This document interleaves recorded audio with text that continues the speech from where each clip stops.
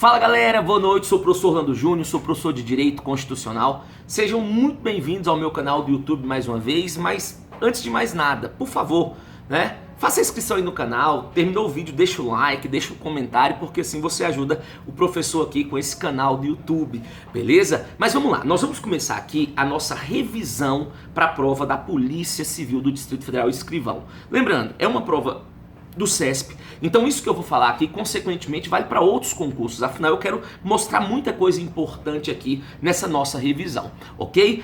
Prometo não vou colocar vídeos muito longos, vocês já estão nessa reta final aí, mas vamos lá. Hoje nós vamos tratar de um assunto conhecido como os direitos sociais. Os direitos sociais, para começar, eles estão previstos do artigo 6º ao 11 da Constituição. Não é aquele assunto muito cobrado em prova, mas quando cai, costuma aí acabar atrapalhando a vida de um ou de outro. Beleza? Então vamos lá.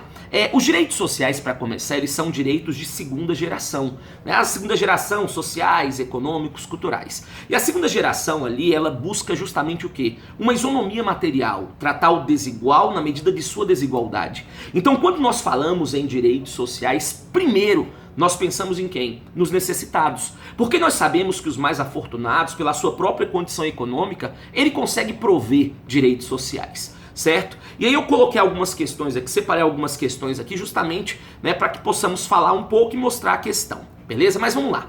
Primeira coisa, e na minha opinião a mais importante para uma prova do CESP, inerente aos direitos sociais, infelizmente, é memorizar o artigo 6º. Não tem para onde correr. Quais são os direitos sociais? Educação, saúde, segurança, lazer, moradia, trabalho, previdência social, proteção à maternidade e à infância, assistência aos desamparados, alimentação e o transporte. Não tem como correr disso aqui. Sabe por quê? Olha uma questão do CESP aqui. Quer ver? Questão aqui, a que eu separei. Ó. Olha como é que o CESP cobre isso aqui. Pela teoria dos direitos fundamentais, os direitos sociais são considerados de segunda geração. Beleza, ou dimensão, tanto faz. E entre eles, incluem-se a educação, a saúde, beleza, a segurança, a seguridade social, peraí, o transporte e a alimentação, entre outros. Transporte e alimentação, ok. Seguridade social, não. Previdência social. Então perceba, infelizmente não tem o que fazer. Você vai ter que tentar memorizar aí o artigo 6º. Beleza? Ele coloca aí, por exemplo, ele troca algumas coisas, já caiu em prova. Assistência aos deficientes, não, é assistência aos desamparados. Proteção à maternidade e adolescência, não, é maternidade e infância. Então eu vou ter que memorizar o artigo 6º, não tem para onde correr. Lembrando que o artigo 6º ele é um rol exemplificativo, certo? Então outros podem ser acrescidos aí nessa história toda. Por exemplo, dos 11 direitos sociais que nós temos hoje, nem todos entraram lá no dia 5 de outubro de 88, quando a Constituição foi promulgada. Alguns foram acrescidos por emenda, e o CESP pergunta quais. Então, na ordem foram esses aqui: moradia, que veio com a emenda 26, a alimentação, que veio com a emenda 64, e o transporte, que veio com a emenda 90. Agora, o que disso aqui nós temos que tomar um certo cuidado? Vem cá. Eu já sei então que eu tenho que memorizar o artigo 6º, não tem para onde correr. Só que eu quero que você entenda uma tal de reserva do possível. E essa questão cai muito, mas muito em prova mesmo, vocês sabem disso. Sempre que eu falar em direitos sociais, eu tenho que lembrar que os direitos sociais eles estão intimamente ligados à questão econômica do Estado.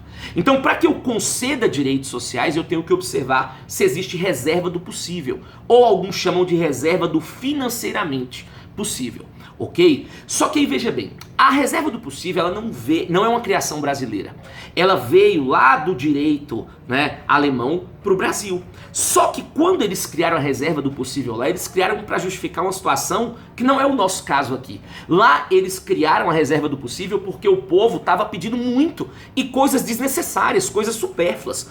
Quando eu importo isso para o Brasil, eu venho diante de uma outra realidade. No Brasil ninguém quer direito social supérfluo, não. Nós queremos o mínimo existencial. Então, muitas vezes o Estado acaba alegando reserva do possível diante de situações que não cabem. Diante de uma situação que envolve mínimo existencial, que envolve uma situação de ilegalidade, uma corrupção, um desvio de verba. Então eu quero que você entenda o seguinte: sempre que falarmos em direitos sociais, nós vamos observar a reserva do possível. Combinado? Porque eu preciso ter condição econômica para isso.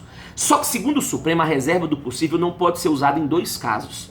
Segundo o STF, a reserva do possível não pode ser utilizada para justificar atividade ilícita. Por exemplo, o serviço não foi prestado porque o dinheiro foi desviado. Então não cabe reserva do possível. Isso é ilegalidade, isso é crime, né? Bem como também não cabe reserva do possível diante do mínimo existencial. O mínimo existencial está ligado muito à questão da dignidade da pessoa humana. Ou seja, nós não temos um rol de núcleo essencial, né? Mas se ele afirmar que o direito social, que a reserva do possível pode ser invocado frente ao mínimo, não pode. Olha uma questão punk aqui de 2019, quer ver? Só olhar qual foi a questão aqui, salvo engano foi porque eu separei algumas aqui. Olha que questão boa, você entendeu? A garantia do mínimo existencial, que decorre da proteção constitucional à dignidade da pessoa humana, restringe a invocação da reserva do possível como óbice à concretização do acesso aos direitos sociais. Perfeito. Ou seja, o que eles falar? Olha, você não pode usar a reserva do possível quando envolver mínimo existencial. Olha uma outra questão muito boa aqui também, quer ver? Que eu separei do CESP para vocês. Questão aqui na minha lista, aqui está 79, quer ver? Olha aqui, essa questão ela é um conceito perfeito. Ó. Em demandas judiciais brasileiras, a reserva do possível é alegada pela administração como uma limitação para a efetivação de direitos fundamentais de ordem social. Perfeito.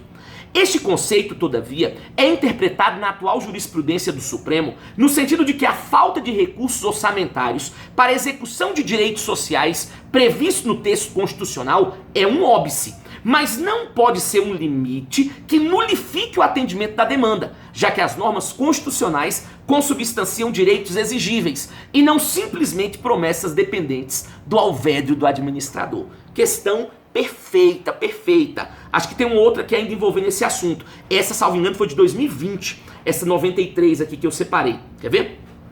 É lícito ao Poder Judiciário impor à administração pública a obrigação de fazer, consistente na promessa de medidas ou execução de obras emergenciais em estabelecimentos prisionais, não fazer prova da Polícia Civil, né? A fim de assegurar aos detentos o respeito à sua integridade física e moral, não sendo oponível à decisão o argumento da reserva do possível, nem o princípio da separação dos poderes. Mais uma vez, não é possível invocar a reserva do possível, por quê? Porque essa situação envolve a dignidade da pessoa humana. Envolver a dignidade da pessoa humana envolve mínimo existencial. Tranquilo até aqui? Então veja, eu tenho que memorizar o artigo 6º, mas tenho que ficar ligado com essa história de reserva do possível, e aí, sobretudo, quando ele afirmar isso frente ao mínimo existencial. Ok até aqui? Mas vamos lá. Falei um pouco do artigo 6º. E o direito social ainda vai do 7º ao 11, certo? Tem alguns detalhes aqui rápidos que eu quero falar para você. Primeiro, o artigo 7º ele fala sobre os direitos dos trabalhadores. Agora, quem são esses trabalhadores que a Constituição defende? 4. Cuidado. Urbanos e rurais, está no caput. O que ele fala? Olha, ele vai falar que é assegurado aos trabalhadores urbanos e rurais, né, os direitos previstos ali naquele artigo. Só que além dos urbanos e dos rurais, eu tenho mais um, que é o avulso, que está lá no inciso 34 do artigo 7º. O inciso 34 fala que é assegurada igualdade de direitos entre o trabalhador avulso e aqueles que detêm vínculo empregatício permanente. Cuidado, ele vai trocar avulso por autônomo. Cuidado. E o último que é protegido pelo artigo 7º, que está lá no parágrafo único, é o doméstico. Só que cuidado, o doméstico, né, embora veio a emenda 72, a PEC das domésticas, tentando reduzir a desigualdade entre urbano e rural, né, o doméstico ele não tem assegurado na integralidade todos os direitos do artigo 7º. Então, são 4 trabalhadores do artigo 7º, urbano, rural, avulso e doméstico. Porém, o doméstico não tem todos os direitos elencados no artigo 7º. Beleza? Olha algumas questõezinhas aqui que eu separei. Quer ver? Questão aqui 7. Vamos ver o que a 7 fala. Ela fala de um direito do artigo 7º que cai muito. Quer ver? Diferentemente do previsto para os trabalhadores urbanos e rurais, prescrevem 2 anos para os trabalhadores rurais ajuizarem o pagamento de créditos resultantes das relações de trabalho. Não. Os mesmos direitos assegurados para os urbanos também são assegurados para os rurais. Isso aí é a famosa reclamação trabalhista, prevista no artigo 7º, inciso 29. Lá ele fala: a ação quanto aos créditos resultantes de trabalho, com prazo prescricional de 5 anos para os trabalhadores urbanos e rurais, até o limite de 2 para a extinção do contrato. Outra aqui também que eu coloquei, a 13, olha o que a 13 fala. 13 não, eu vou na 17 aqui primeiro. Os direitos sociais elencados no texto constitucional, essa é de 2019, são integralmente assegurados aos trabalhadores urbanos, rurais e domésticos. Doméstico não tem todos, somente aqueles que estão previstos lá no parágrafo único. Beleza? E aí, pessoal, o artigo 7º ele tem 34 incisos, supostamente 34 direitos. Quando você lembrar do artigo 7º, tenta lembrar assim, ó. Eu vou falar 10 para vocês que são os mais cobrados. Não são todos, mas geralmente são os mais cobrados.